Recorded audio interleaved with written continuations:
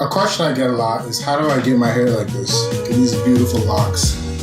No, but I'm going to show you guys how I get my hair like this. Go through the steps I go through, show some products that I use, and just kind of give you an idea of what I do when I get ready for the day and make my hair the way it is. So the first step that I need to do is I need to go take a shower. So I'm going to go do that, get my hair wet. Right now I'm showering, but a lot of times if I've already showered or it's like a time where I don't need a shower, all you need to do is get your hair wet. So I'm going to go do that right now and I'll get back. So now that I've showered and I have my hair's wet and there's a little moisture in my hair, I go to the next step, which I put in some moisturizer or hair conditioner. I have like 3 here. I have this one, which is coconut oil, and it basically just makes my hair moist and keeps it from being dry, which my hair type is pretty dry. I also have this conditioner. It's a Cantu conditioner. For some reason I got the kids one by accident. I have a little bit of this left in, so I'll put this on my head now. So with conditioner for hair, like the type of hair that I have, you don't really need to be sparing. Also this is a leave-in conditioner. Don't put regular conditioner in there and leave it in, otherwise you're gonna have problems.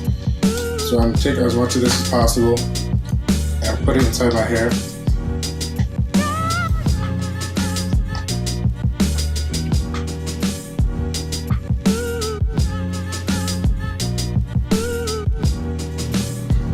Sometimes you have to mix it into your hands, make sure that everything is spread out.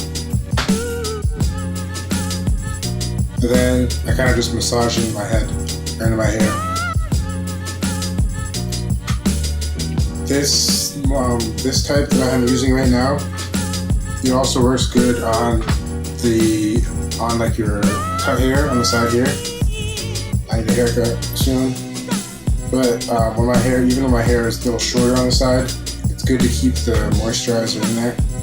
Makes your hair, it stops your hair from being dry and flaky. Okay, so that one is pretty much done now. So I'm gonna put in the other one that I have.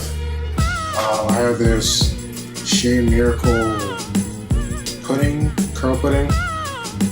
This one I only got recently, and it's a lot more like jelly, and it stays in my hair longer, but it also makes my hair a lot more moisturized and way more smooth to touch. Take a generous amount of this.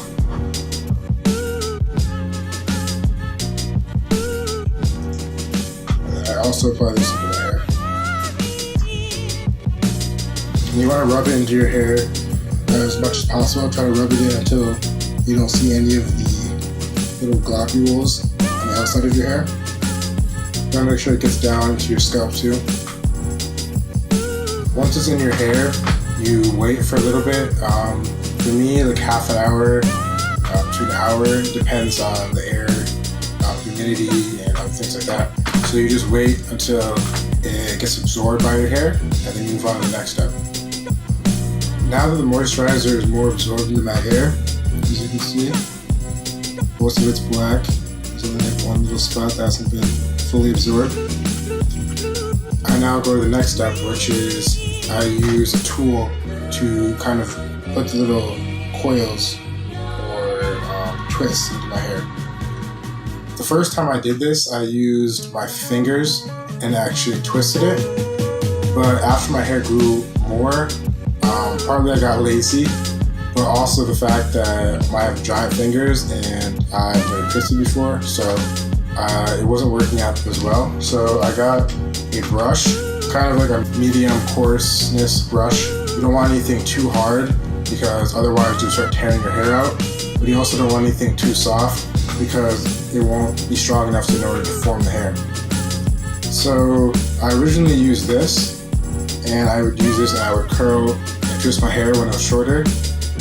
Now that it's a lot longer, I need a tool that will be able to get deeper into my hair without pulling and like making it have a lot of disconnected hairs from the individual twists.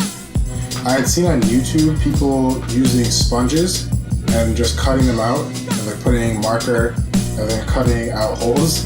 And I did this for a little bit, and it worked kind of, but it's not as good as I thought it would be. The hair gets stuck on the sponge, and the sponge kind of breaks off in your hair, so you're constantly taking out little yellow pieces. So I wouldn't recommend using the sponge.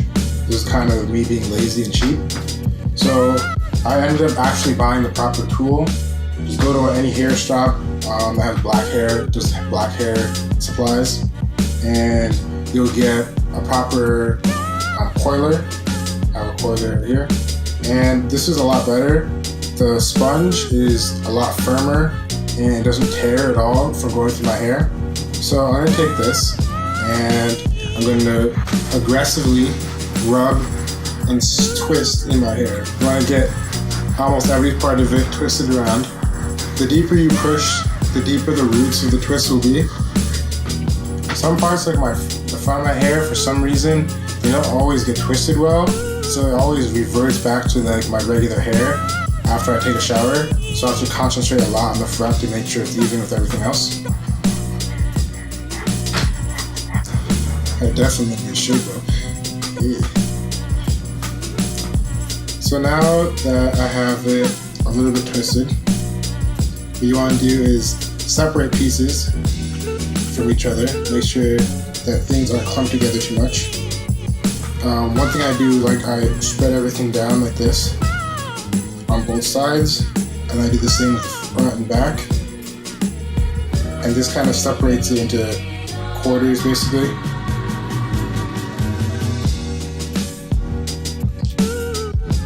So yeah, that's basically what I do every day.